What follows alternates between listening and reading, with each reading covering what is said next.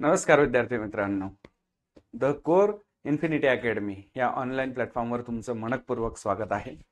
आपलं the NCERT सिरीजच्या अंतर्गत आपण जे आहे तर जॉग्राफी, पॉलिटी आणि हिस्ट्री याचा जो बेसिक NCERT मध्ये कशा पद्धतीने आपण अभ्यास करायला पाहिजे हा अभ्यास बघत आहोत.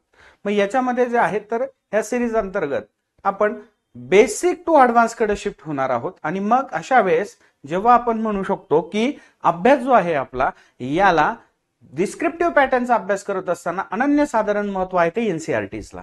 आता NCERT का तर काल मी त्याच्याशी डिस्कस केलेलंच आहे. त्याच्यामध्ये आपण पुन्हा एकदा तेच की it is the basic benchmark of the preparation, बरोबर आहे. त्यानंतर जे आहे तर आपल्याला त्या सब्जेक्टचा सारांश, मॉरल ऑफ द स्टोरी ही आपल्याला NCERT मधून कळून जाते आणि सरसकट प्रश्न जे आहे ते NCERT मधून विचारले जात असतात. मग अशा वेळेस जे आहे तर आपलं जे आहे महत्वाचा किंवा मोटिव्ह जो असणार आहे तर कशा पद्धतीने जे आहे आपल्याला समजून घेणं गरजेचं आहे, आवश्यक आहे NCERT. हिस्ट्री सारख्या सब्जेक्टमध्ये थेरॉटिकल सब्जेक्टच आहे, परंतु ह्या सब्जेक्टमध्ये सुद्धा तुम्हाला NCERT अतिशय महत्वपूर्ण अशी गोष्ट ठरते, ज्याच्याने आपण असं म्हणू शकतो की येणारा जो वेळ आहे त्या अभ्यासाची आपण परिपूर्ण तयारी करू शकतो. चला मग स्टार्ट करूयात. कालच्या लेक्चरमध्ये आपण 6वीचं ते स्टेट बोर्ड आहे त्याच्यामध्ये सुरुवात केली. प्राचीन भारताचा इतिहास त्याच्यामध्ये बघितलेला आहे. सुरुवात जी होती ती हडप्पा संस्कृती, मोहनजोदारो संस्कृतीपासून. त्याच्यामधले जे एन्शंट साइट्स आहे त्या आपण बघितले आहे. कालीबंगा असेल, लोथल असेल, धौलवीरा आहे, स्वतः हडप्पा आहे, मोहनजोदारो आहेत. तर अशा ज्या आहे वेगवेगळ्या एन्शंट साइट्स आहेत आणि या एन्शंट साइटवर डायरेक्टली प्रश्न विचारले जातात. डायरेक्ट काय करावं लागतं तर लोकेट केलेलं असतं, तो पॉइंट सांगितलेला असतो, आपल्याला त्याच्यावर क्वेश्चन्स. ऑप्शनलला तुम्ही जर हिस्ट्री घेत असाल तर तुमच्यासाठी अतिशय महत्वाचा काय असतो हा समजून घेणं की पॅटर्न कसा आहे. मग ह्यामध्ये जर आपण बघायला गेलं तर काल आपण त्या गोष्टी पाहिल्या. त्यानंतर सिंधू संस्कृतीनंतर जे वैदिक काळाला उत्तर वैदिक काळ ज्याला म्हणतात, ठीक आहे, तर म्हणजे आफ्टर वैदिक इरा जो आहे तर त्याच्यामध्ये नंतर पहिला आपण वर्ण व्यवस्था आली. त्या वर्ण व्यवस्थेमध्ये बघायला गेलं तर आहे त्याच्यामध्ये तर चातुर्वर्ण्य आला. ब्राह्मण, क्षत्रिय, वैश्य आणि शूद्र एका पद्धतीने समाज रचना बदलली जी वैदिक काळात दिसत नव्हती. वैदिक काळामध्ये आपण बघितलेलं आहे की तिथे वेदांचं काय झालंय, निर्मिती झालेली आहे. त्याच्यामध्ये ऋग्वेद असेल, यजुर्वेद आहे, सामवेद आहे, अथर्ववेद आहे. त्याच पद्धतीने उपनिषदे आहेत, आरण्यके आहेत, ब्राह्मणके आहेत. ह्या सगळ्या गोष्टींचा जो आहे तो आपल्याला अभ्यास जो आहे तो वैदिक काळामध्ये दिसतो. म्हणजे वैदिक काळामध्ये खऱ्या पद्धतीने जो आहे वेदांचंच नाव आहे आणि वैदिक म्हणजे वेद म्हणजेच काय तर ते असलेलं ज्ञान, याला वैदिक काळ असं म्हटलं जातो. आणि ह्या वैदिक काळामध्ये नंतर आपण शिफ्ट टू वर्ड्स नंतर पुढे गेलो. त्याच्यामध्ये आपण बघितलं की बौद्धिझम, जैनिझम त्याचा काही भाग आपण बघितलेला आहे. कशा पद्धतीने शाक्य मुनी जे आहे ते शाक्य घराण्याशी, म्हणजे त्याच्या अगोदर तर आपण महाजनपद, जनपद पाहिलेली आहेत. जेव्हा माणूस हा पशुपालक होता, अन्नासाठी भटकत होता, त्याच्यानंतर बघायला गेलं तर याच्यामध्ये नवपाषाण, पहिले तर अश्मयुग ज्याला पाषाण युग म्हणतात, नंतर नवपाषाण युग आणि मध्यपाषाण युग, अशा पद्धतीने त्याचं काय झालेलं आहे तर त्याचा असं म्हणू शकतो आपण विकास घडला. आणि त्याच्यानंतर तो काय झालेला आहे तर एकाच ठिकाणी स्टॅबल व्हायला लागला. मग हळूहळू ही जी शहरे आहेत ती छोटी छोटी छोटी गावं मिळून मोठी व्हायला लागली. मग पहिले जनपद तयार झाले, त्याच्यानंतर महाजनपद तयार झाली. ह्या महाजनपदांची जे आहे तर कॅपिटल्स आपल्याला लक्षात ठेवावे लागणार आहे. एकंदरीत आपल्याला एक्झाम मध्ये आतापर्यंत कसे प्रश्न विचारले गेलेले आहेत या सगळ्या प्रश्नांचा जो आहे तो उहापोह आपल्याला करणं आवश्यक आहे, बरोबर आहे.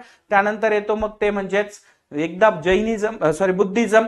शाक्य या घराण्यातले महाजनपदाशी रिलेटेड आपण बघितलं तर त्याच्यामधून शाक्य मुनी, गौतमी पुत्र जे आहे तर सिद्धार्थ, हे सगळे त्यांचे नाव आहेत. तथागत गौतम बुद्ध यांचा आपल्याला काय दिसतो तर यांचं तिथे आपल्याला सुरुवात झालेली दिसते. किंवा तो काय आहे म्हणजे आजच्या 4500 वर्षापूर्वी जे आहे 4500 वर्षापूर्वी आणि 3500 म्हणजे जवळपास 3.5 ते 4.5 वर्षापूर्वीच्या दरम्यान मध्ये आपल्याला बौद्ध धर्म दिसतो. बौद्ध धर्मामध्ये बौद्ध धर्माचा कशा पद्धतीने प्रचार प्रसार झालेला आहे बघितलं आपण की अफगाणिस्तान पासून तर पूर्वच्या भागापर्यंत आपल्याला प्रचार आणि प्रसार बौद्ध धर्माचा दिसतो. त्यानंतर त्याच्यामध्ये बघायला गेलं तर सम्राट अशोक, मौर्य साम्राज्य आहे, मगध साम्राज्य सगळ्यात पॉवरफुल असं साम्राज्य होतं. या मगध साम्राज्यावर खरं बघायला गेलं इन्व्हेड झालाय तो म्हणजे सिकंदरचा. या सिकंदरचा जो आहे तर नक्की जेही भारतामध्ये आक्रमणकारी आले हे भारताच्या वायव्य दिशेतून आलेले, खैबर खिंडीतून आले, अफगाणिस्तान मार्फत आलेले आहेत. मग तिथे त्या काळामध्ये तक्षशिला नावाचं काय होतं तर मोठं महाजन पद होतं किंवा तिथे राज्य होतं.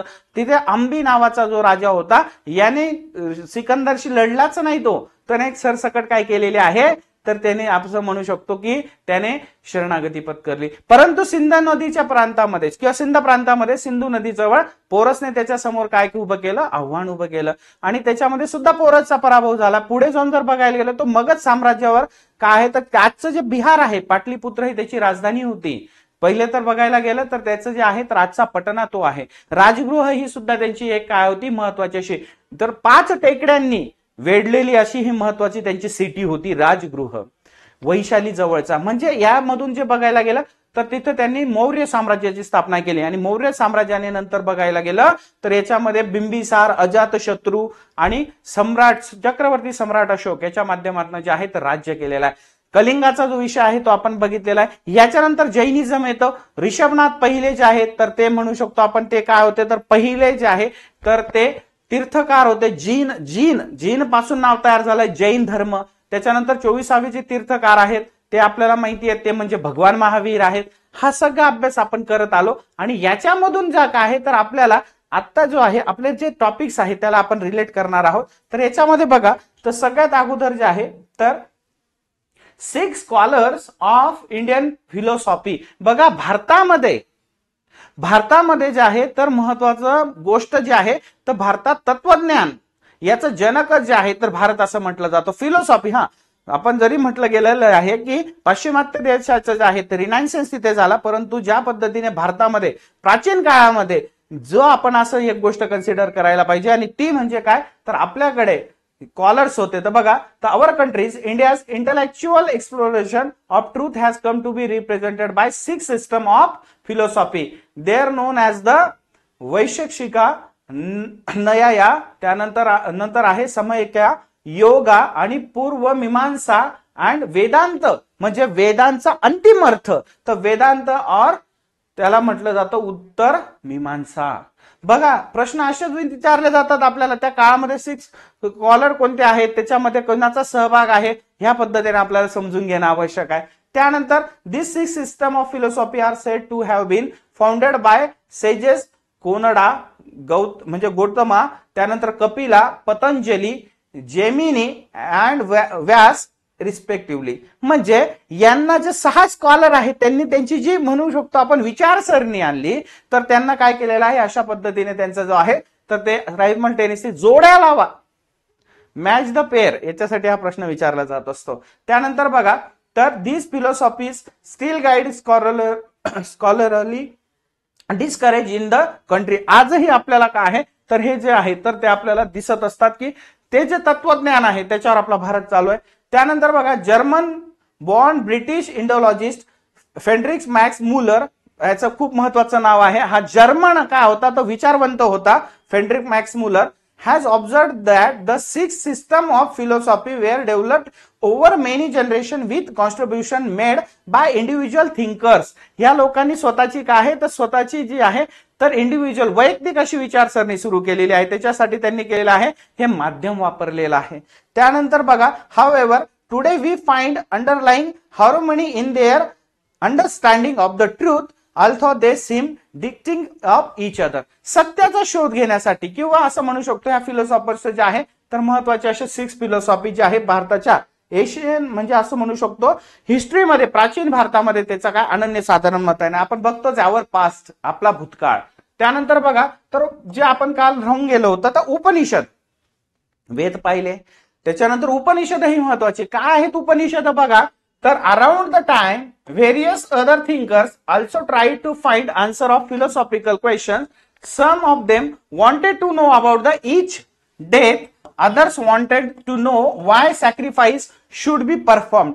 का याचा शोध घेण्यात आला की त्या पद्धतीने जे आहे तर त्या सॅक्रिफाईस म्हणजे त्याच्यासाठी देण्यासाठी गोष्टी ज्या आहेत तर त्या परफॉर्म केल्या गेल्या. Many of these thinkers felt that there was a something permanent in the universe that would be last even after the death. म्हणजे मृत्यूनंतर सुद्धा काय आहे तर जे शिल्लक राहतं तर त्याचं काय आहे ते अंतिम सत्य आहे. दे डिस्क्राईब धिस हॅज अ आत्मन किंवा द इंडिव्हिज्युअल सोल. म्हणजेच काय, उपनिषदांमध्ये म्हटलं गेलेलं आहे की मानवाच्या मृत्यूनंतर देखील काय आहे तर काही गोष्टी अस्तित्वात असतात आणि त्याला एका पद्धतीने आत्मा पण म्हटलं जाऊ शकतं किंवा त्याला जे आहे आत्मन ह्या शब्दाने सुद्धा काय आहे तर डिक्लेरेशन केलं जातं. म्हणजे आपण म्हणतो की शरीर नश्वर आहे पण आत्मा जो आहे तर शरीर हे काय मृत होतं, परंतु जर बघायला गेलं तर आत्मा हा काय असणार आहे तो चिरंजीव असतो. बरोबर, तेच उपनिषदांमध्ये सांगितलेलं आहे. And the Brahman are the universal soul.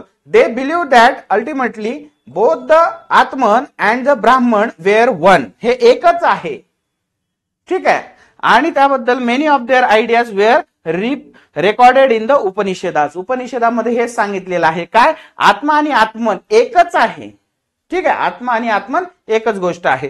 This were part of this later Vedic text. नंतर उत्तर वैदिक काळामधली जे लिहिलं गेलं जे लिखाण आहे त्याच्यामध्ये सापडलं. म्हणजे उपनिषदांचा आपल्याला इथे अर्थ कळत असतो. त्यानंतर बघा तर they were part of their later Vedic text. Upanishad literally means approaching and sitting toward the truth.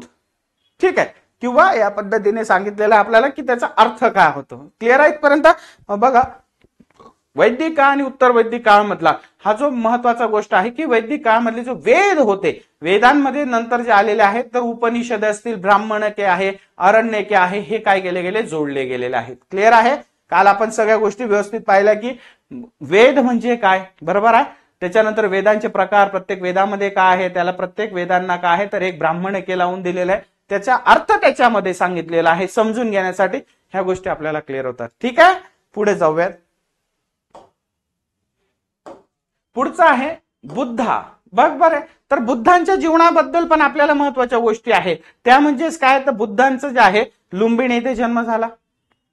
त्यांनी गृहत्याग केला आणि सत्याचा शोध घेण्यासाठी त्यांनी प्रयत्न केला. याच काळामध्ये जर आपण बघितलं तर आपल्याला एक गोष्ट कळून येते, ती म्हणजे त्यांना जे आहे तर बोध गया इथे अंतिम ज्ञानाची प्राप्ती झाली. त्यानंतर सारनाथ इथे त्यांनी आपल्या पहिल्या म्हणू शकतो उपदेशाला सुरुवात केली अनुयायांसमोर. आणि त्याच्यानंतर लास्ट आहे की कुशीनगर यांचं त्यांचं वयाच्या 80व्या वर्षी महापरिनिर्वाण झालं. हे सगळ्या गोष्टी मग बुद्धांच्या संबंधित बघा तर हे जे आहे तर स्तूप आहे, द स्तूप ऑफ सारनाथ. बघा ही जी बिल्डिंग आहे तर हे जे आहे इतिहासाचं एक साधन पण महत्वाचं आहे. ते म्हणजेच काय तर त्याच्यामध्ये आपल्याला दिसतात स्तूप असतील. This building known as the stupa was build to the mark to place where the Buddha's first taught is message. You will be learn more about the stupas. ते पुढच्या लेक्चरमध्ये आपण पाहणार आहोत, म्हणजे चॅप्टरमध्ये तिथे दिलेलं आहे. म्हणजे जे सारनाथ आहे आपण जे बघितलं की ज्या ठिकाणी काय आहे तर गौतम बुद्धांनी पहिला जो आहे त्यांच्या अनुयायांना मेसेज दिलेला आहे, त्यांना उपदेश केलेला आहे. मग असं विचारलं जातं की खालीलपैकी कोणत्या ठिकाणी बुद्धांनी त्यांच्या अनुयायांना त्यांच्या जीवनातला पहिला जो आहे तो असं म्हणू शकतो आपण मेसेज दिला किंवा त्यांनी काय केलेलं आहे अनुयायांना संबोधलेला आहे. क्लिअर आहे. बघा बुद्धांच्या बाबतीमध्ये the Buddha thoughts that life is full of suffering and happiness. बरोबर आहे. संघर्ष आणि जीवनाचा अर्थच काय आहे तर जीवनाचं जे मूळ मंत्र आहे ते दुःख आहे आणि हॅपी आहे, त्याच्यामध्ये सुख नाही. ठीक आहे. This cause because we have craving and desires. म्हणजे माणूस बुद्धांच्या सोप्या शब्दामध्ये बुद्धांचं सांगणं होतं तर माणूस लालसा करतो, लोभ करतो आणि या लोभातनं इच्छा निर्माण होते आणि दुःखाचं कारण म्हणजे इच्छा आहे, लालसा आहे. आणि या जीवनाचा जो बेस आहे तोच काय आहे तो दुःख आहे. हे त्यांनी काय केलेलं आहे हळूहळू त्यांना जसं ज्ञान प्राप्ती झाली त्याच्यामुळे आपल्या समोर त्यांनी मांडलेलं दिसून येतं. ठीक आहे. किंवा फिलॉसॉफी, बौद्ध फिलॉसॉफीमध्ये या गोष्टी क्लिअर आहेत.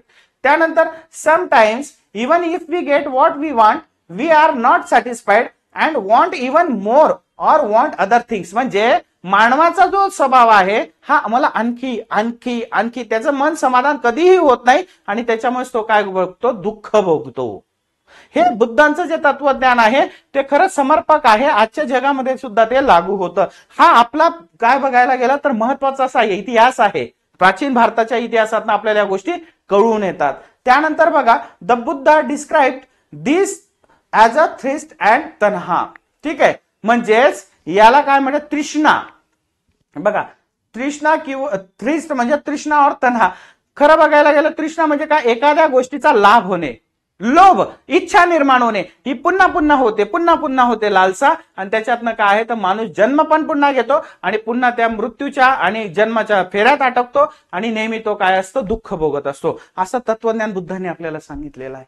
त्यानंतर ही thought that his constant craving could be removed by following meditation everything. ठीक आहे, तर त्याच्यासाठी त्यांनी काय केलेलं आहे तर सांगितलेलं आहे की कशा पद्धतीने या दुःखाचं निवारण करायला पाहिजे, या दुःखापासून दूर व्हायला पाहिजे. या सगळ्या गोष्टींचा उहापोह जो आहे तर बुद्धांनी त्यांच्या जे आहे तर सुत्त पीठक, अधिधम्म पीठक आणि विनय पीठक याच्यामध्ये सांगितलेलं आहे. अधिधम्म पदाच्या बाबतीमध्ये त्यांनी काय केलेलं आहे तर स्वतःचा हा असा अनुभव मांडलेला आहे. त्याच्यासाठी अष्टांगिक मार्ग सांगितलेला आहे. ठीक आहे, पंचशील मार्ग सांगितलेला आपल्याला दिसून येतो. त्यानंतर he also thought people be kind, दयाळू असायला पाहिजे, and to respect the lives to of others, म्हणजे प्रक्षित ज्याला म्हणतात प्रज्ञाशील करुणा, दुसऱ्यांबद्दल काय असायला पाहिजे तर तुमच्या मनामध्ये करुणा असायला पाहिजे. हे जे बौद्धांचं तत्वज्ञान आहे ज्याला गोल्डन मिड ऑफ लाईफ म्हटलं जातं, सुवर्ण मध्य हा नेहमी असायला पाहिजे जीवनाचा, हा गौतम बुद्धांनी आपल्याला सांगितलेला दिसतो. आणि हाच त्यांनी काय आहे तर त्यांच्या जीवनामध्ये किंवा बुद्धिझमचा बेस सुद्धा आहे. बरोबर आहे. त्यानंतर जर बघायला गेलं तर त्यांनी म्हटलेलं आहे की तुम्ही ही भूतदया केवळ माणसाप्रतीच नाही तर जनावरे किंवा प्राणी आहे यांच्याबद्दल सुद्धा तुमच्या मनामध्ये भूतदया असायला पाहिजे.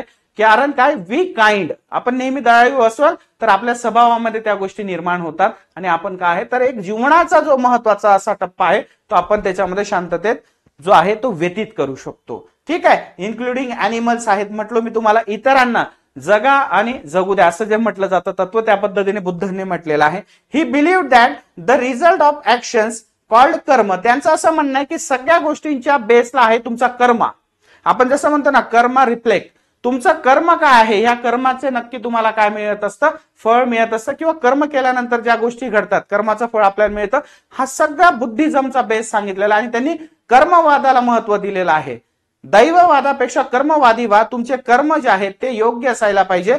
ही जी शिकवण आहे ही आपल्याला बौद्धांनी दिलेली दिसून येते आणि बौद्ध धर्माचा हा बेसच आहे की दैववादी असण्यापेक्षा तुम्ही कर्मवादी बनणं आवश्यक आहे. तुमच्या कर्माला महत्व द्या आणि हीच गोष्ट जी आहे ती आपल्या तथागत गौतम बुद्धांनी सांगितलेली दिसते.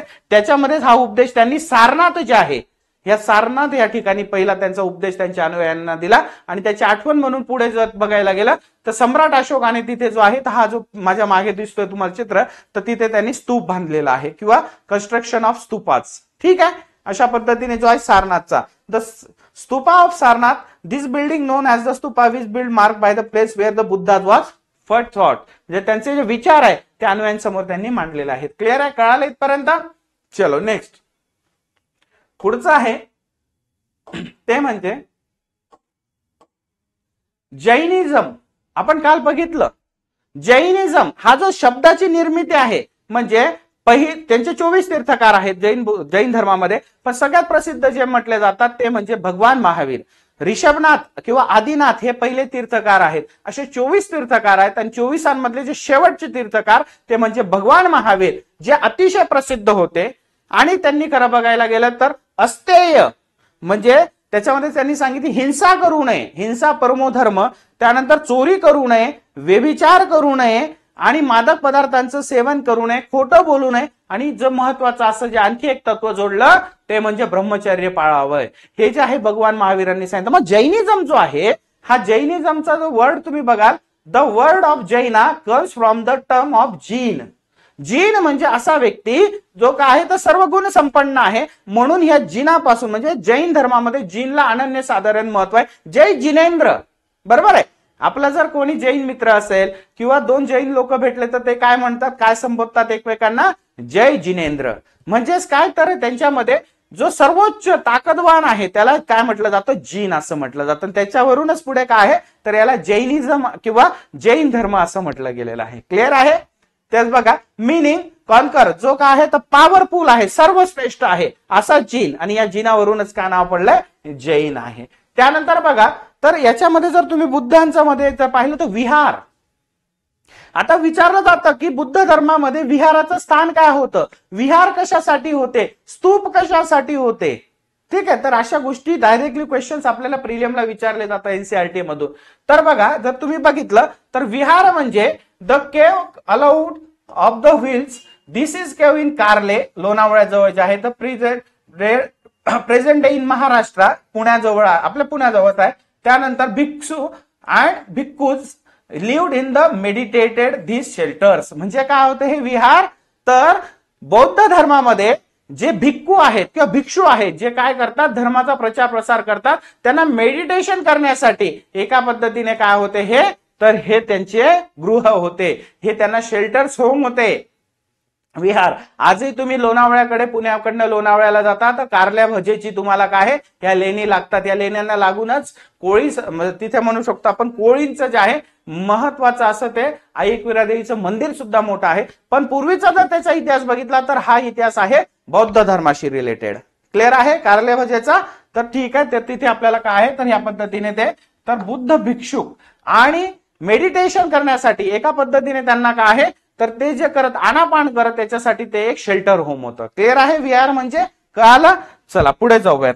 त्यानंतर पिलिग्रिम्स. आता जे आहे पिलिग्रिम्स म्हणजेच काय, तर त्यांना आपण असं म्हणू शकतो यात्रेकरी. पण कोणते यात्रेकरी? जे देवाच्या ठिकाणी काय जात असतात, तीर्थस्थळी जात असतात. बरोबर आहे? तीर्थस्थळी जाणारे जे प्रवासी असतात त्यांना पिलग्रिम्स म्हणतात.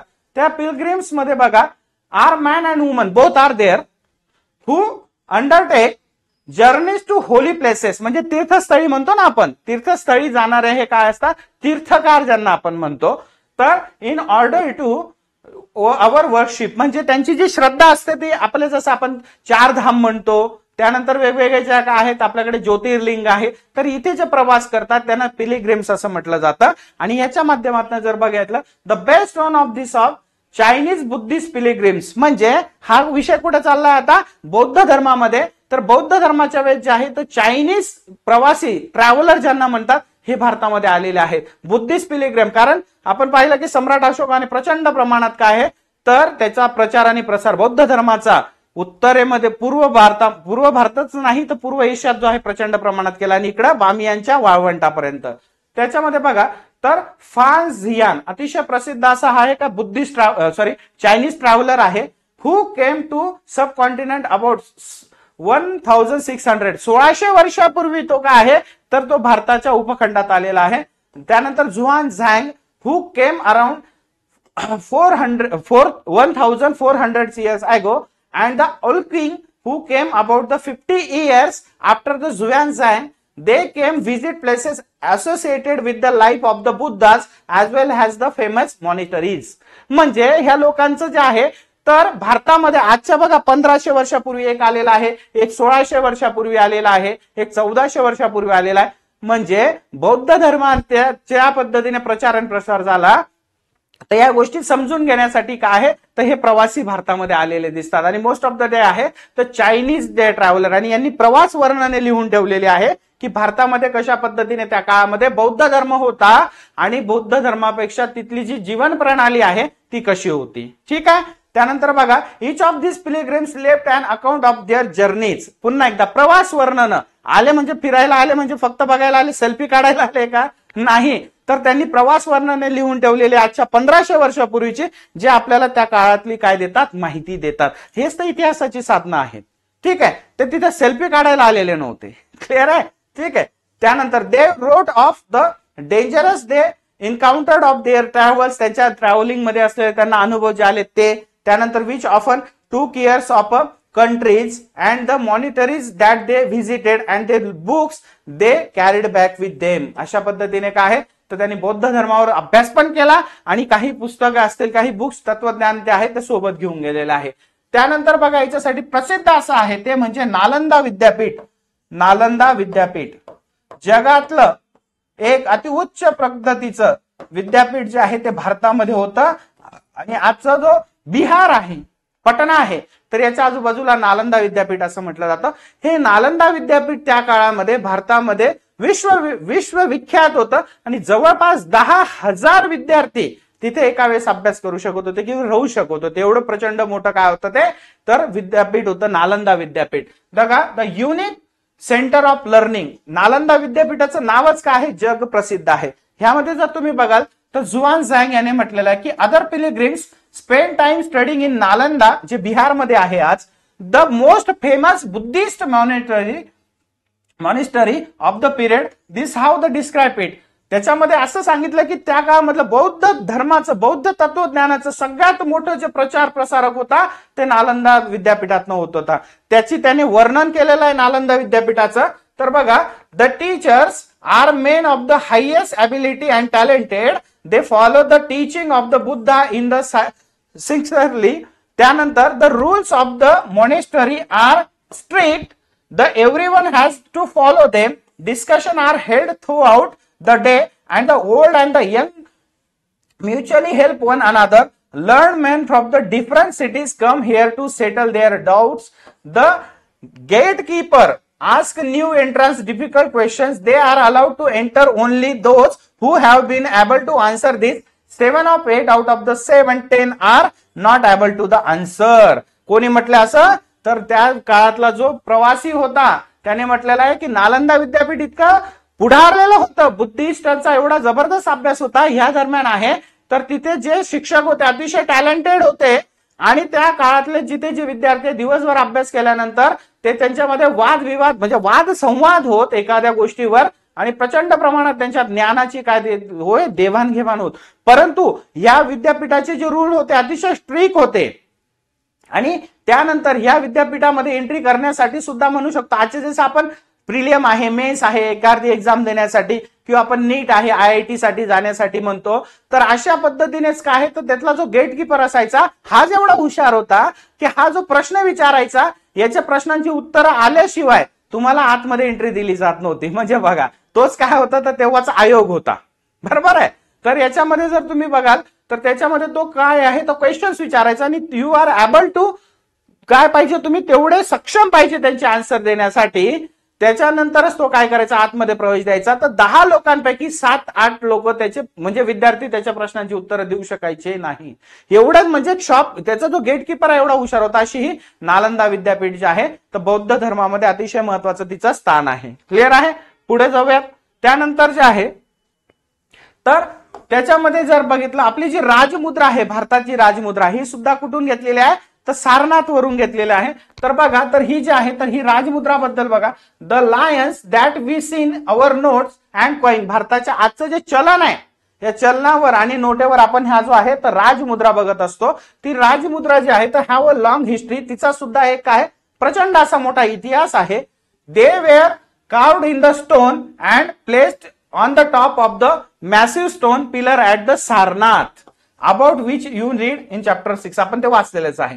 Ashoka was one of the greatest rulers known the history and his inscriptions were inscribed on the pillars. म्हटलं ना सर्वात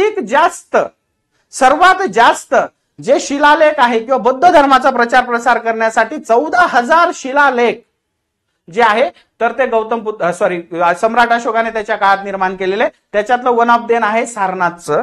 तर त्या ह्याच्या पिलरवर त्याने काय केलेलं आहे तर हे कोरीव काम करायला has well as known on the rock surface before find out what was written in this inscription. Let us see why his kingdom is called as a empire. त्याने सांगितलेलं आहे तिथे लिहून ठेवलेलं आहे की त्याला किंगडम का म्हटलं जायचं. त्याचं जे एम्पायर होतं त्याला किंगडम असं फरक आहे ना की किंगडम एम्पायर याच्यामध्ये फरक आहे. एम्पायरच्या वरती किंगडम येतं, साम्राज्याच्या बी वरती काय होतं त्याचं मोठं असं साम्राज्य होतं. ठीक आहे. त्यानंतर the empire that Ashoka ruled was founded by his grandfather Chandragupta Maurya. बरोबर आहे. मगध साम्राज्याचा जो आहे अंत करून तिथे चंद्रगुप्त मौर्याने मौर्य साम्राज्याची काय केलेली आहे तर तिथे स्थापना केली. त्याच्यासाठी त्यांना जो आहे चंद्रगुप्त मौर्याला चाणक्य हा त्याच्या गुरुचा काय मिळालाय साथ मिळालेली आहे. बरोबर आहे. धनानंद हा शेवटचा का होता नंद घराण्याचा शासक मगधवर होता आणि त्याचा वध करून शेवटी चंद्रगुप्त मौर्याने मौर्य घराण्याची स्थापना एस्टॅब्लिशमेंट ऑफ मौर्य एम्पायर जे आहे ते आपल्याला केलेली दिसून येते. तर ते बघा Chandragupta Maurya more than 2300 years below किंवा ॲगो म्हणजे त्याच्यामध्ये असं म्हणू शकतो आपण की 2300 वर्षापूर्वी त्याने काय मगध साम्राज्यावर जे आहे तर मौर्य साम्राज्याची स्थापना केली आहे. Chandragupta was supported by an wise man named as a Chanakya. बरोबर आहे. चाणक्य ज्याला आपण काय म्हणतो तर कौटिल्य सुद्धा या नावाने ओळखलं जातं किंवा विष्णू विष्णू शर्मा या नावाने सुद्धा तो ओळखला जातो. तर हा चाणक्याच्या बरोबरीने त्याने जे आहे तर मौर्य साम्राज्याची स्थापना केली. त्याला काय म्हटलं जातं बघा, एक तर चाणक्य म्हटलं जातं किंवा कौटिल्य सुद्धा म्हटलं जातं. चाणक्याची चाणक्य नीती प्रसिद्ध आहे आणि अर्थशास्त्र म्हणून सुद्धा तो प्रसिद्ध होता. Many of Chanakya's ideas were written down in the book called as the, ते म्हणजे अर्थशास्त्र. बरोबर आहे. तर लक्षात ठेवायचं आहे, तर चाणक्याने जे त्याचे जे तत्वज्ञान आहे ते कशात लिहून टाकलेलं आहे, तर चाणक्याच्या अर्थशास्त्र या पुस्तकामध्ये. अर्थशास्त्र म्हणजे याच्यात फक्त काय आहे, तर याच्यात त्याने केवळ अभ्यास, म्हणजे असं नाही म्हणू शकत आपण की काय लिहिलेलं असेल तर फक्त पैसे किंवा इकॉनॉमी बद्दल नाही, तर कसं राज्य असावे, राजा कसा असावा, प्रजा कशी असावी, त्याने कशा पद्धतीने राज्य करावी याचा तिथे काय आहे, तर परिपूर्णरित्या असं तिथे आपल्याला त्याने दिलेली माहिती आहे. क्लिअर आहे. पुढे जाऊयात. पुढे मेन म्हणजे त्यानंतर the empire and the capital of city. आता बघा, आता आपण कुठे आहोत, तर आता राजे रजवाड्यांचा काळ आहे. ठीक आहे. महाजनपदांमधले मोठमोठाले सिटीज आहेत, त्यांचा कालखंड आपल्या समोर आहे.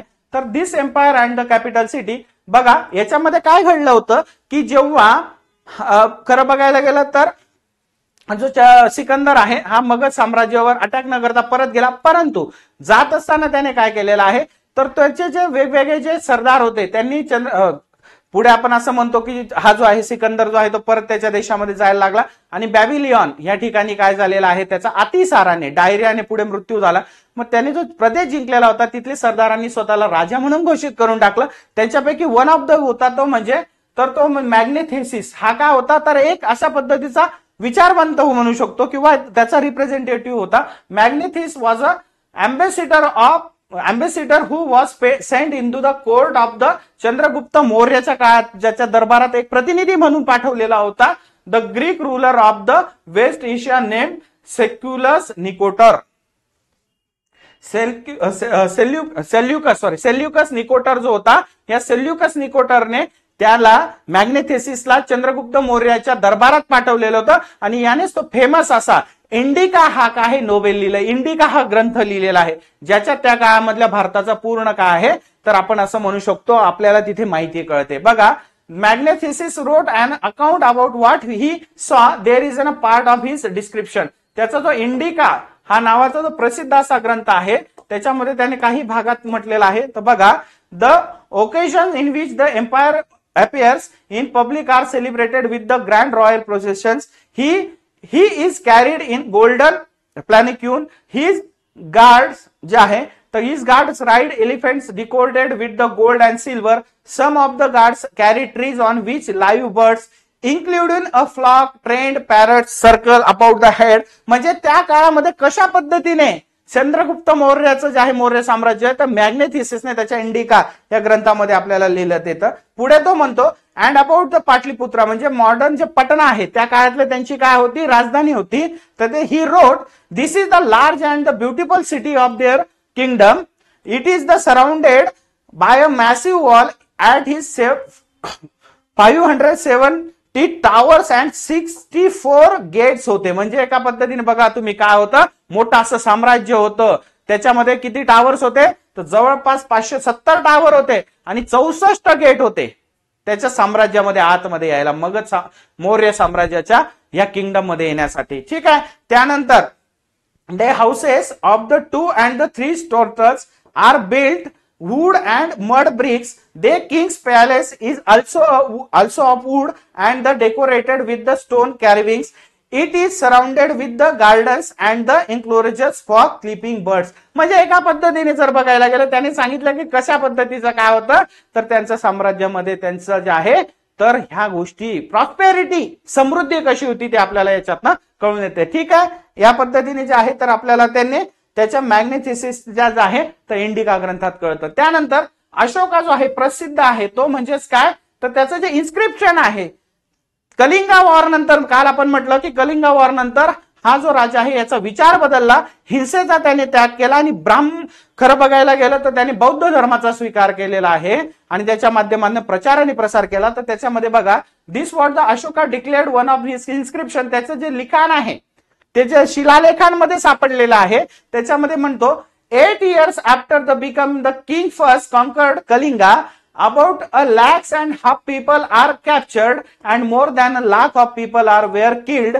They filled me with sorrow. Why? मग त्या तू म्हणतो की असं घडल्यानंतर, हा नरसंहार झाल्यानंतर माझ्या डोळ्यामध्ये अश्रू आहेत आणि याच्याने माझ्या हातून हे काय घडलेलं आहे असं त्याबद्दल तो विचारतोय. We never in independent land conquered, lakhs of people die and many of taken prisoner, ज्यांना युद्ध कैदी म्हणून काय करण्यात आलं, अटक करण्यात आली. Brahmans and monks are also die. याच्यामध्ये जर बघायला गेलं तर ब्राह्मण, संन्यासी यांचा सुद्धा मृत्यू झालेला आहे या कलिंगा वॉर मध्ये. People who are kind on their relatives and friends to their slaves and the servants die or lose their loved one. म्हणजे त्याच्या प्रियजनांना सुद्धा काय आहे तर याच्यामध्ये मृत्यू झाला. म्हणजे एका पद्धतीने बघितलं तर नरसंहाराने त्याला काय आहे तर त्याच्या डोळ्यात अश्रू आहे. त्याचं जे म्हणू शकतो मतपरिवर्तन हे त्याने कुठे म्हटलेलं आहे, त्याच्या शिलालेखामध्ये तिथे आपल्याला उल्लेख दिसून येतो. बरोबर आहे. त्यांच्यानंतर that is why I am sad and I have decide to observe dhamma. धम्मा म्हणजे गौतम बुद्धांची जी विचारसरणी आहे, बौद्ध धर्माला धम्मा असं म्हटलं जातं. तर त्याने म्हटलं की शांततेच्या मार्गाने, समतेच्या मार्गाने चालणारा जो धम्म आहे त्या धम्माचा मी स्वीकार करतोय. त्याच्यातनं शांतता, समानता जी आहे ती मला प्रस्थापित करायची. And to teach others about it as well. मी तर घेणारच आहे बौद्ध धर्माची दीक्षा, परंतु मी काय इतरांना सुद्धा सांगेल की कशा पद्धतीने बौद्ध धर्म हा एकमेव असा धर्म आहे ज्यात हिंसा जी आहे मान्य नाही, समानतेला महत्व आहे आणि नेहमीच त्याला काय म्हणू शकतो आपण तर बौद्ध धर्म एक जो आहे उदारमतवादी धर्म त्याच्यामध्ये आपल्याला दिसून येतं. हे त्यांनी मेन्शन केलं आहे त्याच्या लिखाणामध्ये. त्यानंतर I believe that winning people over through Dhamma is much better than conquering their through place. I am inscribing this message for the future. म्हणजे हे मी काय लिहून ठेवतोय किंवा हा तयार करून घेतोय तर भविष्यामध्ये, so that my son and my grandson after me should not think about the war. मी याच्यासाठी लिहून ठेवतोय ही गोष्ट की माझ्या नंतर येणारा माझा पुत्र, त्याच्यानंतर येणारे त्याचे जे आहे पुत्र असणार म्हणजे जी माझी पुढची पिढी आहे तर त्यांनी युद्ध का करू नये, या युद्धाचा परिणाम काय होतं तर त्यांनी या भावनेपासून वेगळा राहायला पाहिजे, त्याच्यासाठी मी हे लिखाण करून जातो आहे. Instead they should try to think about how the spread dhamma. आणखी म्हणजे धम्माचं काय आहे तर कशा पद्धतीने प्रचार प्रसार करायचा, त्याच्यासाठीच त्याने काय केलेलं आहे तर स्वतःच्या मुला मुलींना जे आहे श्रीलंका असेल, पूर्व भारतामध्ये जे आहे तर धर्म किंवा बौद्ध धर्माचा जो प्रचार करण्यासाठी पाठवला. हे आपल्याला कशातनं कळतं, त्याचे जे स्तंभलेख आहे, शिलालेख आहे त्याच्यामधून आपल्याला कळत असतं. ठीक आहे, कळालं. चलो नेक्स्ट आहे silk route and the Kushans. आता आपण कुठे येतो, मध्य काळामध्ये येतोय. आता मध्य काळामध्ये लक्षात ठेवा सिल्क रूट हा जो सिल्क रूट आहे आज सुद्धा आपल्या देशामध्ये आहे किंवा आपल्या भारताच्या उत्तरेला आहे आणि याच्यामध्ये जर तुम्ही बघायला गेलं तर याच्यामध्ये विवाद सुद्धा आहेत. काय तर चायनाने हा जो पूर्वीचा सिल्क रूट आहे, सिल्क रूट म्हणजे त्याचं नाव सिल्क रूट का पडलं, रेशम मार्ग का पडलं, कारण ह्या मार्गाने कसला असा व्यापार होत असे तो रेशमचा व्यापार होत असे म्हणून त्याला सिल्क रूट म्हटलं जातं. हा सिल्क रूट पूर्व एशियाचा बघायला गेलं तर मध्य एशिया आणि युरोप परत होता आणि कुशाण यांच्या काळामध्ये, तेव्हा कुशाण साम्राज्य होतं, तर या कुशाण साम्राज्याच्या काळामध्ये खरं बघायला गेलं तर त्याचा जर आपण बघितला तो विस्तार मोठा आहे. ठीक आहे, तर some kings tried to control large portion of the हा जो रूट आहे, कारण बघा हा व्यापारासाठी अतिशय महत्वाचा असा काय होता तर रूट होता किंवा मार्ग होता, खुष्कीचा मार्ग म्हणजे जमिनीवरून जमिनीवर व्यापारासाठी तयार करणारा जो मार्ग आहे त्याला खुष्कीचा मार्ग असं म्हटलं जातं. मग यामध्ये तुम्ही बघा तर दिस was because they could benefit from the taxes. म्हटलं मी व्यापार त्याच्या माध्यमातून चालायचा. त्यानंतर tributes and the gifts that were brought by traders traveling along the route, the return they often protected the traders who passed through their kingdoms from the attackers of robbers. लुटारूंपासून त्यांना संरक्षण दिलं जायचं, त्या मोबदल्यात गिफ्ट टॅक्सेस स्वीकारले जायचे silk रूटच्या. The best known of the rulers who controlled the silk route were the Kushans. हे जे कुशाण होते यांनी सिल्क रूटची सगळ्यात जास्त काय आहे तर तिथे असं म्हणू शकतो की हे प्रसिद्ध होते, यांनी सगळ्यात जास्त त्याची काळजी घेतलेली आहे. Who ruled over central Asia and north west India around 2000 years ago. भारतावर अशा पद्धतीने कुशाणांचं राज्य होतं. हुण कुशाण हे जे शक हे त्या पद्धतीने आहे. There two major centres of power were जे होतं तर पेशावर, आजचं पाकिस्तान मधलं पेशावर, अँड आजचं उत्तरेमधलं मथुरा. तक्षशिला वॉच बघा परत एकदा, तक्षशिला कुठं आहे तर खैबर खिंड जी आहे अफगाणिस्तानामार्गे पाकिस्तान मार्गे वायव्य भारतामध्ये, जर वायव्य दिशेने भारतात येण्याचा काय आहे तर हा मार्ग आहे. तर तक्षशिला काय होतं तर तिथलं महत्वाचं आंबी, म्हटलं ना मी तुम्हाला ते आंबी, तर हा काय होता तिथला रूलर होता. was also included in their kingdom. During their rule, a branch of the Silk Route extended from Central Asia, बघा मध्य एशिया पासून, म्हटलं मी सुरुवातीला मध्य Asia down to the separators at the mouth of the river Indus. म्हणजे मध्य Asia पासून तर आपली जी सिंधू नदी होती तर तिच्या दोआबपर्यंत काय होता विस्तार होता. From where silk was shipped to westwards to the Roman empire. म्हणजे त्याला नाव काय बघा, सिल्क जे आहे रेशम पहिल्यापासून काय आहे तर असं म्हणू शकतो अतुल्य आहे किंवा असं अनमोल आहे. मग याचा जो आहे तो व्यापार जो आहे तो भारतातल्या मार्गामार्गून तो काय होत होता वेस्ट, म्हणजे पूर्ण सेंट्रल एशिया पर्यंत आणि खरं बघायला गेलं तर रोमन एम्पायर पर्यंत होता. त्याला म्हणून सिल्क रूट असं म्हटलं जातं. लक्षात ठेवायचं या गोष्टी. ठीक आहे, पुढे जाऊयात. पुढचं आहे ते म्हणजे झिरो आणि आयुर्वेदा. याच्याबद्दल आपल्याला थोडं डिस्कस करावं लागेल. झिरोचा शोध कसा लागला आणि आयुर्वेदा हे दोन महत्वाच्या गोष्टी आपण काय केलेल्या आहे जगाला दिलेल्या आहे. झिरो बघा, while the numerics had used earlier, mathematicians India have invented a special symbol of zero. This system counting were adopted by the Arabs and the spread to the Europe. It continues to be an use throughout the world. म्हणजे शून्याचा जो शोध आहे आर्यभट्टाच्या माध्यमातून आपण म्हणतो असं म्हटलं आता, परंतु नंतर हा जो शून्य आहे याचा काय आहे भारतात शोध लागला, अरबांनी तो स्वीकारला आणि नंतर युरोप पर्यंत त्याचा प्रचार प्रसार केला. नंतर आयुर्वेद आहे. आयुर्वेद आपल्याला माहिती आहे ही सुद्धा काय आहे तर एक उपचार प्रणाली आहे, तिचा शोध भारतात आहे. Ayurveda is well non as a system health science. म्हणजेच म्हटलो मी तुम्हाला वेगवेगळे जे आजार आहेत त्याच्यावर उपचार करण्यासाठी आहे. That was developed and ancient India. प्राचीन भारतामध्ये याचा शोध लागलेला आहे. The two famous practitioners of Ayurveda ancient India were Charaka, ज्याला चरक संहिता म्हटलं जातं, आणि दुसरं आहे सुश्रुता. चरक आणि सुश्रुता. तर याच्यामधलं चरक संहिता लिहिलेली आहे रिटन बाय चरक, लक्षात ठेवायचं आहे. आणि दुसरं जे आहे तर remarkable book of medicine in this treatise Sushruta Samhita wrote by the Sushrut speaks about the elaborate the surgical produces. म्हणजे पूर्वीच्या काळामध्ये आयुर्वेदाला आपण का महत्व देतो, आयुर्वेदाच्या माध्यमातून आपण म्हणतो की दुर्मिळ आहारात सुद्धा बरे होतात, वेळ घेतात पण पूर्ण होतात, कारण याच्यामध्ये चरक संहिता आणि सुश्रुता आहे. सुश्रुता जे आहे तर ऑपरेशन्स कसे करायचे पूर्वीच्या काळात त्याच्याबद्दल म्हटलंय. आणि चरक संहितेमध्ये आपल्याला दाखवलेलं आहे की मेडिसिन औषधांचा उपयोग कसा केला जातो, बरोबर आहे. त्यानंतर बघा, त्यानंतर येतो मेघदूत. आता लिटरेचरच्या बाबतीमध्ये कशा पद्धतीचं लिखाण होतं तर here is verses from the Kalidasa's best known poem that Meghduta, in which monsoon cloud is imagined to be the messenger between the lovers and separated from the one another. आपण म्हणतो ना त्याच्यामध्ये त्यांनी काय केलेलं आहे तर एक प्रेमगीत आहे.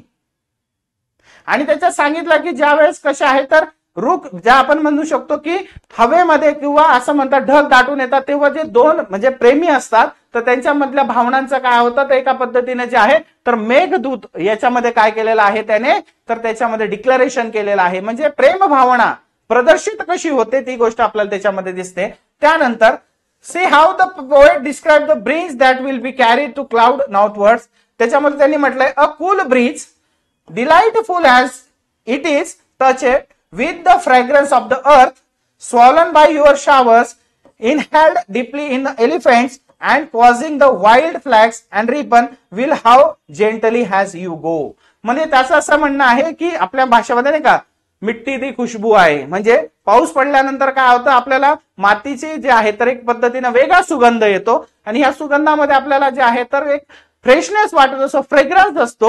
याच्याने काय आहे तर आपल्यामधले जे रोम म्हणतो की आपल्याला प्रफुल्लित होतं. तर अशा पद्धतीने मेघदूत ह्या कवितांच्या संग्रहाच्या माध्यमातून त्याने केलेलं आपल्याला प्राचीन भारतामध्ये सुद्धा आपल्याला दिसतं ते साहित्य. क्लिअर आहे इथपर्यंत.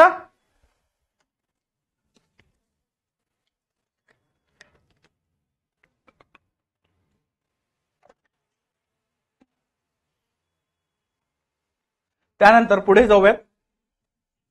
पुढचं आहे आता आपण जे आहे तर हे काय होतं तर महत्वाचा पार्ट पाहिला तो 6वी मध्ये जे एनसीईआरटी आहे ते अतिशय डिटेल मध्ये आपण बघून घेतलेला आहे. आपला जो आता पार्ट आहे तो सेकंड पार्ट आहे तो म्हणजे काय तर अवर पास्ट हे जे काय आहे तर स्टँडर्ड 7वीचं जे आहे 7वीचं हे जे आहे एनसीईआरटी बुक आहे याचा इंडेक्स बघितला तर याच्यामध्ये जे आहे तर हे 7वीचं काय आहे तर पुस्तक आहे एनसीईआरटीचं. तर याच्यामध्ये आपल्याला कंटेंट्स मध्ये काय काय बघायचं आहे ते बघू समजून घ्या. पहिलं introduction, tracing changes through the 1000 years, kings and kingdoms, Delhi 12 to 15 century म्हणजे मध्ययुगीन भारत. मध्ययुगीन भारताचा जो आहे म्हणजे याच्यामध्ये तुगलक घराणे, खिलजी घराणे, बलबन म्हणजे गुलाम घराणे असेल, नंतर मोगलशाही आहे, या सगळ्यांचा अभ्यास आपल्याला त्याच्यामध्ये दिसतो. त्यानंतर बघा specific the Mughals 16 to 7 century Mughal साम्राज्याची स्थापना बाबरने केलेली आणि त्याच्यानंतर after the Aurangzeb after Mughals ज्यांना म्हटलं आता हा कालखंड हा इरा आपल्याला त्याच्यात बघायचा आहे. त्यानंतर ट्राईब्स असतील, नोमड्स असतील, सेटल्ड कम्युनिटीज आहे, त्यानंतर डिवोशनल पाथ्स आहे, त्यांचे डिवाइन आहे, त्यानंतर the making of the regional culture आहे आणि 18th सेंचुरी पॉलिटिकल फॉर्मेशन्स म्हणजे आधुनिक भारताचा जो टप्पा आहे जसं त्याच्यामध्ये सुरुवात झालेली आहे ब्रिटिशांचं जे आहे तर भारतामध्ये आगमन आहे, युरोपियनांचं भारतात आगमन आहे, याचा हा पूर्ण काय आहे तर याच्यामध्ये आपल्याला म्हणजे एका पद्धतीने मध्ययुगीन भारताचा जो अभ्यास आहे आपल्याला ह्या एनसीईआरटी मधून करायचा आहे. क्लिअर आहे इथपर्यंत? तर स्टार्ट करूयात आपण आता हा. तर याच्यामध्ये पण बघा पहिलं जे आहे ते पार्ट म्हणजे sorry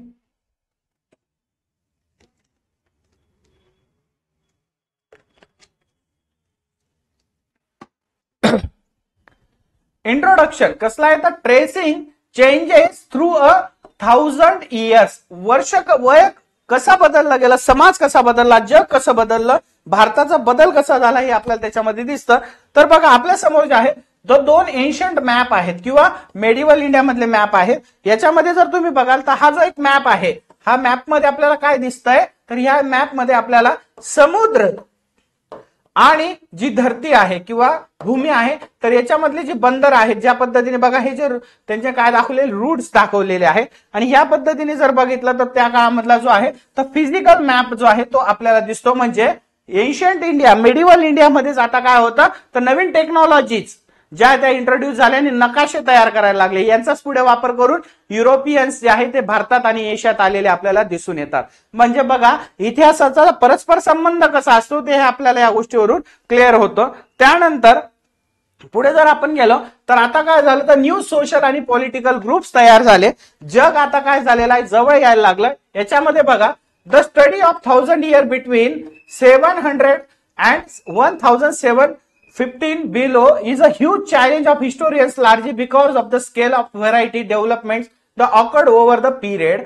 At different moments in the period, a new technologies were the appearance like the Persian लोकांनी अतिशय महत्वाच्या अशा टेक्निकल ज्या आहेत त्या टेक्नॉलॉजीज इंट्रोड्यूस केल्या भारतामध्ये. त्याच्यामध्ये जर तुम्ही हे जर पाहिलं तर हे चाक आहे आणि हे काय आहे पर्शियन व्हील म्हटलं जातं. पूर्वी जे आहे तर आपल्याकडे रहाट असायचा, पाणी जे आहे ते विहिरीमधून पाणी खेचण्यासाठी पाणी बाहेर काढण्याचे जे रहाट म्हटलं जातं ही सुद्धा इन्व्हेन्शन कुणाचं आहे तर पर्शियन इन्व्हेन्शन आहे.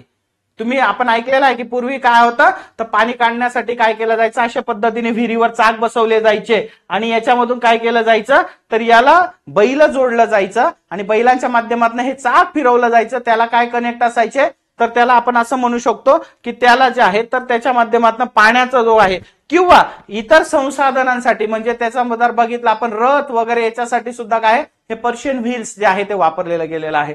तर बघा तर व्हील्स ऑफ इरिगेशन साठी वापरलं जायचं बरोबर आहे, रहाट ज्याला आपण म्हणतो पाणी काढण्यासाठी विहिरीतनं.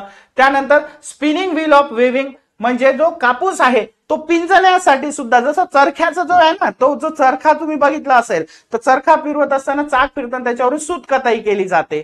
त्यानंतर and firemen's combat the new foods and the beverages around to the subcontinent म्हणजे येताना काय आणलं त्यांनी त्यांच्यासोबत गोष्टी आणल्या. आता याच्यात फेमस बघा पोटॅटो बटाटा, त्यानंतर मका कोण, चिलीज म्हणजेच काय आहे तर त्या म्हणजे वेगवेगळ्या ज्या आहेत तर मिरची, त्यानंतर असणार आहे चहा आणि कॉफी. हे जे सगळं आहे हे भारतामध्ये कधीही वापरलं जात नव्हतं. हे आपल्याला परदेशाच्या माध्यमातून आलेलं आहे. परदेशी लोक जेव्हा भारतात आले तर त्यांनी सोबत त्यांच्या ह्या वस्तू पण आल्या भारतीयांना त्याचा इंट्रोड्यूस झाला. बघा, जे आज आपण सगळ्यात जास्त आवडीने खातो पितो, चहा असेल, कॉफी असेल, बटाटा आहे, त्याच्यानंतर मका आहे, त्याच्यानंतर वेगवेगळ्या मिरच्या आहेत, हे सगळं काय आहे तर भारतीय पीक नाही, तर हे कुठं आहे तर हे परदेशातून आलेलं आपल्याला दिसून येतं. त्यानंतर अजून काय आहे तर new technologies and crops came along with the people who brought other ideas them as well. He result this was period of economics, political, social and cultural changes. बिलकुल, जेव्हा दोन लोक भेटतात, वेगवेगळ्या संस्कृतीचे लोक भेटतात, तेव्हा ते एकमेकांमध्ये आपल्या कल्चरचं देवाणघेवाण करत असतात आणि त्याच्यामधूनच बघा तर इकॉनॉमिक असेल, पॉलिटिकल, सोशल आणि कल्चरल चेंजेस आपल्याला झालेले दिसून येतात. त्यानंतर बघा यामध्ये आपल्याला बघायला मिळतं ते म्हणजे हे groups of people travel long distance search for the opportunity. संधीच्या शोधासाठी हे वेगवेगळ्या प्रदेशांमध्ये फिरत होते. The subcontinent held image, wealth and possibilities of the people course for their fortune. One group of people who became the important this period were as a Rajputs. Rajputana ज्याला म्हटलं जातं हे राजपूत लोक सुद्धा त्याच्यामध्ये मोडतात.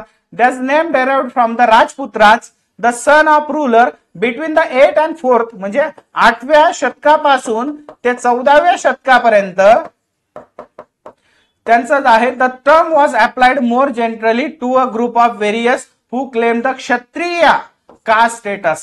म्हणजे क्षत्रिय जे आहे तर अशा पद्धतीने ज्याच्यात आपण राजपुताना किंवा राजपूत यांना गणत असतो, तो याच्याशी संबंधित आपल्याला दिसून येतो. ठीक आहे. त्यानंतर पुढचं जे आहे तर किंग्स अँड किंगडम्स. आता काय तयार व्हायला लागले रे तर आता लोक जे आहे तर ते आता स्टेबल व्हायला लागले आणि याच्यामधून किंग्स तयार झाले आणि किंगडम, त्यांचं किंगडम सुद्धा तयार झालं. बघा, many new of dynasties emerge after the 7th century. 7th century नंतर काय झालेले मोठे राजे रजवाडे तयार झाले. राजे रजवाडे म्हणण्यापेक्षा किंगडम राज्य तयार झाले. तर त्याच्यामध्ये बघू शकतो आपण major ruling dynasties different parts of the subcontinent between the 7th and 12th century. म्हणजे 7व्या ते 12व्या शतकाच्या दरम्यान कशा पद्धतीने मायग्रेशनच्या माध्यमातून किंवा मोठमोठाले राज्य तयार झाले. त्याच्यामध्ये तुम्ही बघाल तर त्याच्यामध्ये फेमस आहे ते म्हणजे चहामन्स. चहामन्स म्हणजे कोण तर हे चव्हाण या नावाने सुद्धा ओळखले जातात. चव्हाण. ठीक आहे. पृथ्वीराज चव्हाण वगैरे हे चव्हाण म्हणजे हे चव्हाण नाही तर चौहान हे सुद्धा काय आहे महत्वाचं असं राजघराणा आहे. म्हणजे राजपुतानातलं पुतांमधलं. ठीक आहे. तर बघा यांचा जो आहे तर चमराज आहे हे पॉवरफुल होतं. इंद्रप्रस्थ त्याच्यामध्ये होतं. त्यानंतर प्रतिहार्स असतील, परमार्स असतील, चंडेल्स आहेत. त्याच्यानंतर महाराष्ट्रामध्ये बघितलं तर राष्ट्रकूट आहे, मालखेड, मन्याखेड त्या पूर्वीचं नाव आहे. तर राष्ट्रकूट जे आहे तर हे सुद्धा गाव ते महत्वाचे अशी पॉवरफुल किंग्स जे होते ते महाराष्ट्रात होते. ठीक आहे. त्यानंतर असणार आहे तर पाल्स होते, पाल. त्यानंतर जर बघायला गेलं कलिंगाच्या मध्ये गंगाज होते. त्याच्यानंतर चोलाज आहे, चेराज आहे आणि नंतर जे आहे तर पांड्याज सुद्धा आहे.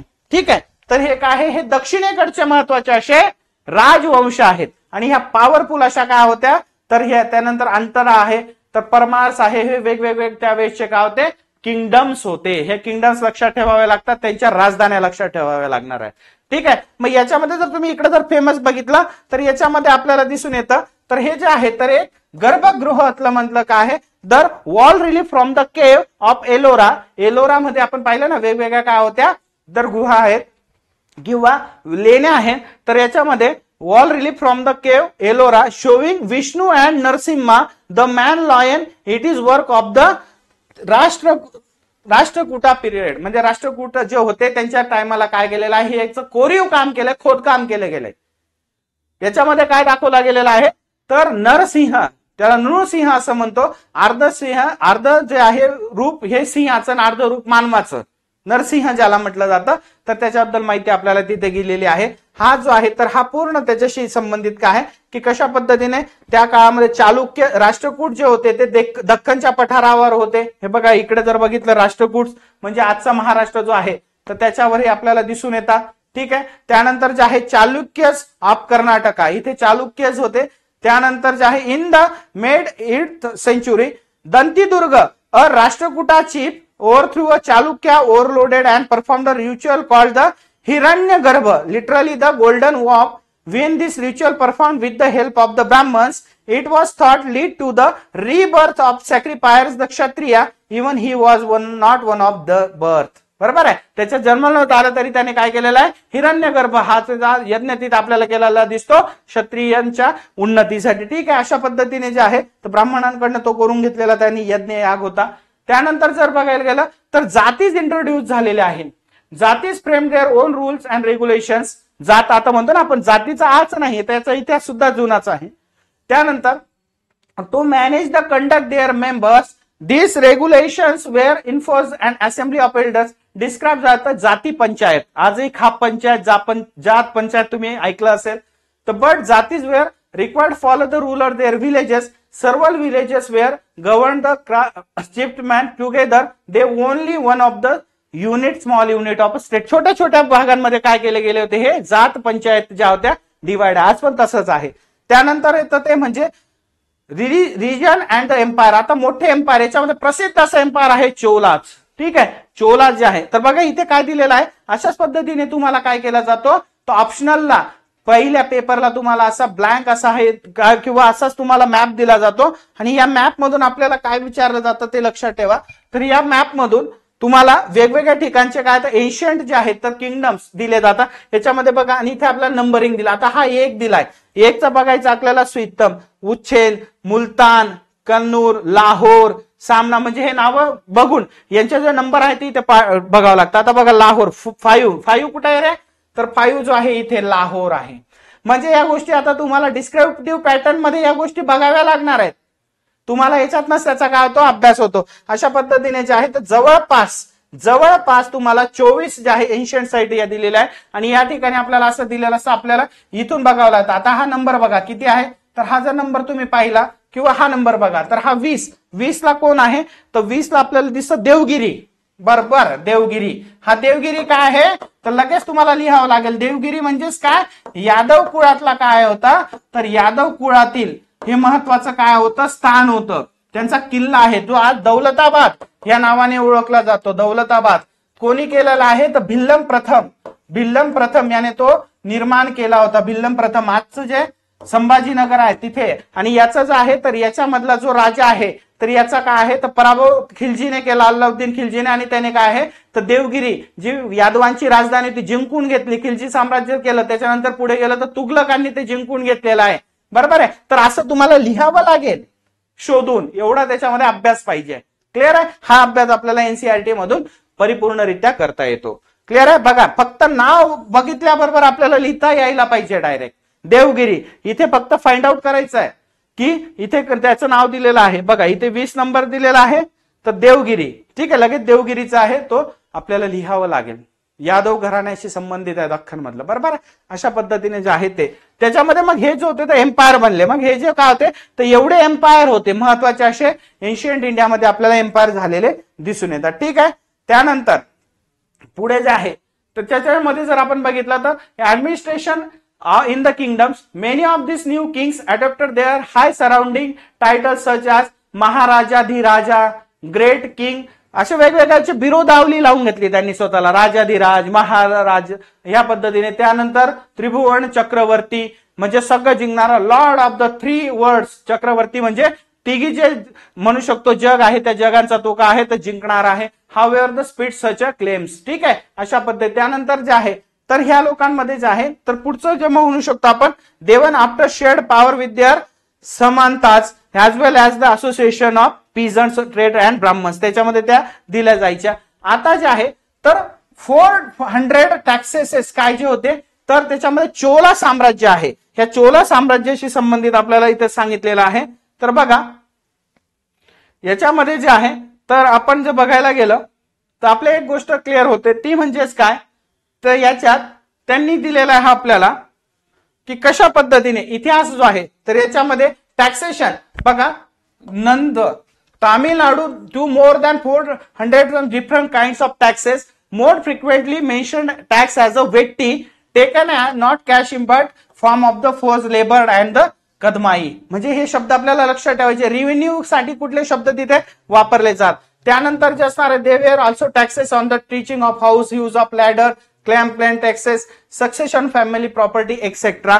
त्यानंतर जे आहे तर हे जे कर गोळा केले जायचे तर ते कर कुणाच्या माध्यमातून होतं, प्रतिष्ठित असतील, लँड ग्रँट्स असतील Persistence content details they may not be literally true but they tell as how rulers wanted to describe themselves a valiant म्हणजे कर गोळा करणारे कर संग्राहक यांना काय म्हटलं जायचं तर अशा पद्धतीने जे त्याच्यामध्ये प्रतिष्ठित असं म्हटलं जायचं बरोबर आहे. आणि त्यांचे जे लँड ग्रँट्स जे होते खरं बघायला गेले प्रतिष्ठित ज्या पद्धतीने ते आपल्याला दिसून येतात. ठीक आहे.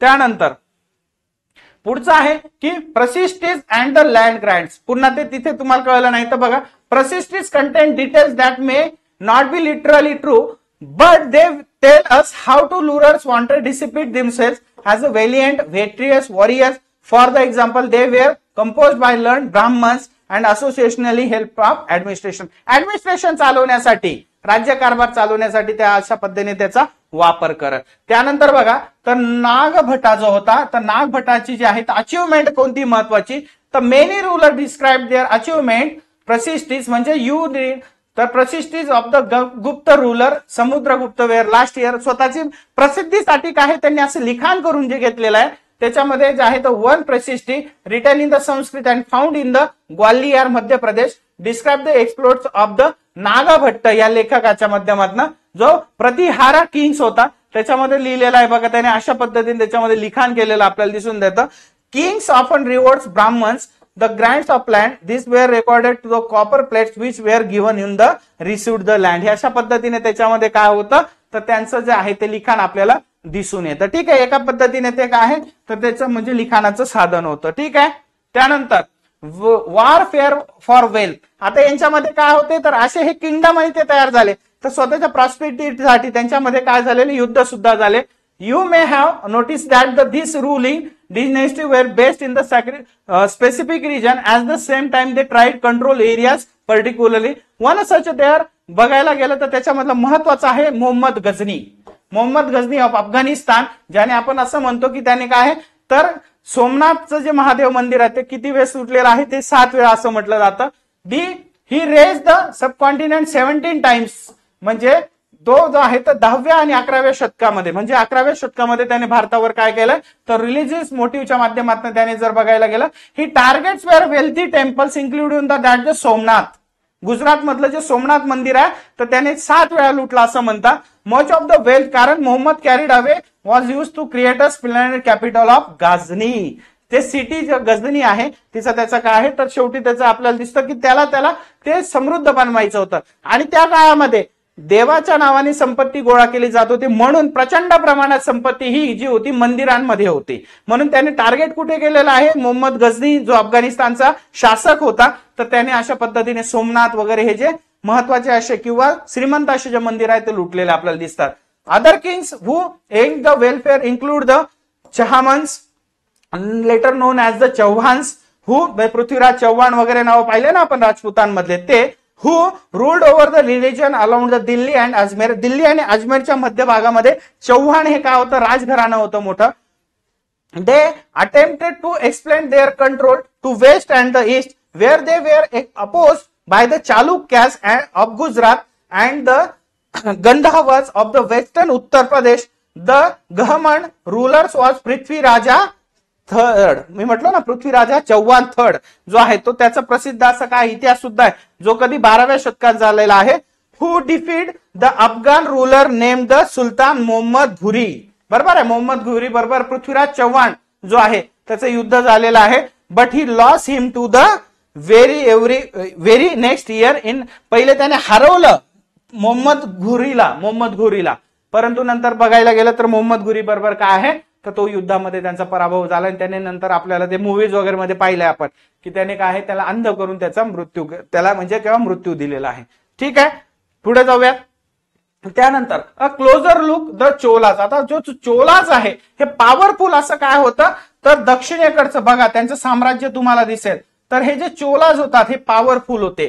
ठीक आहे. दक्षिणेमध्ये सगळ्यात पॉवरफुल असं जे साम्राज्य होतं ज्यांचे आरमार प्रसिद्ध असे चोलाज जे आहे तर आपल्याला याच्यामध्ये दिसून येतात.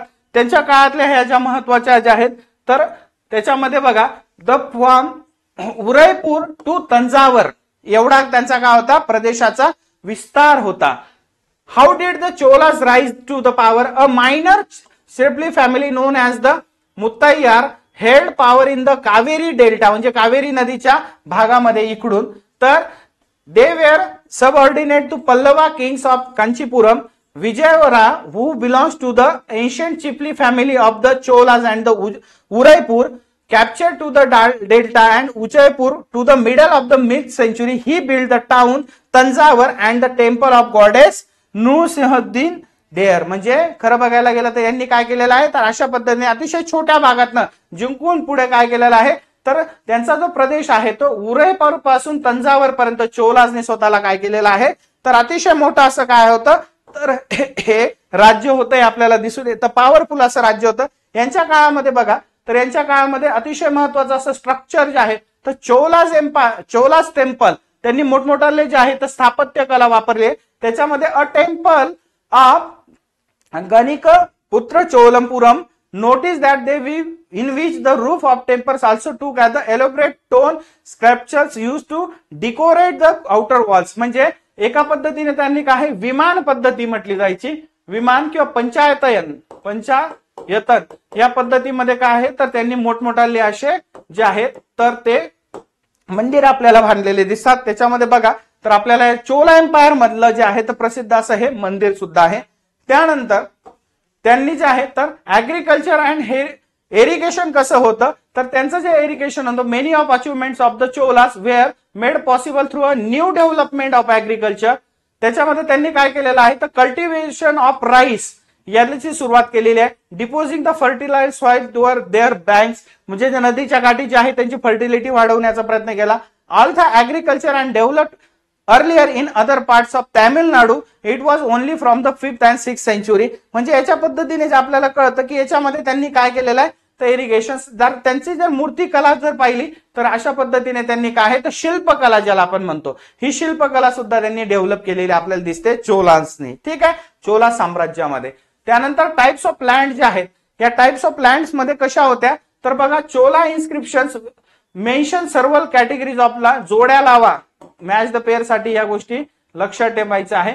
तर याच्यामध्ये तर वेल्लंगाई म्हणजे काय, लँड ऑफ नॉन ब्राह्मणा पीझंट म्हणजे प्रॉस्पेरिटर्स.